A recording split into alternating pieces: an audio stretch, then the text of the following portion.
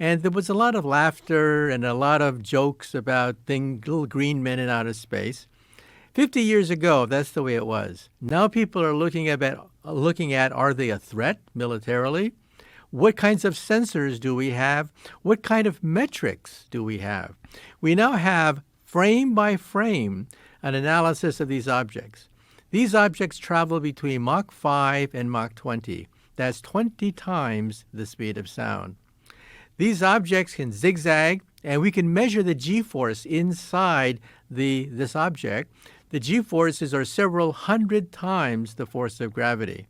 In other words, any living person's bones would be crushed by these objects, so they're probably drones of some sort. These objects can drop 70,000 feet in a few seconds. Think about that. It can drop a tremendous distance in just a few seconds, and they can go underwater. This is something that we didn't realize before, but yes, they can actually go underwater. And they also move without creating an exhaust or breaking the sound barrier. So these are things that we can now document frame by frame looking at these videotapes. So for yourself, what was the shift? And how did you feel about UFOs, say like 10, 15 years ago? Well, there is this giggle factor, and it's the third rail, of course, of your scientific reputation if you believe in these things. But the evidence is accumulating over the last several years. Now, when I was first approached by Carolyn Corey, the producer of this film, A Tear in the Sky, I was skeptical.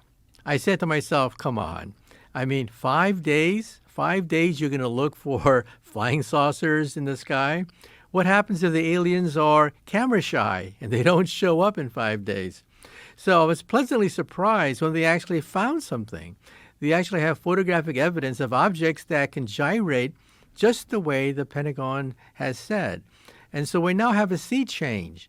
A center of gravity has changed with regards to looking at these objects.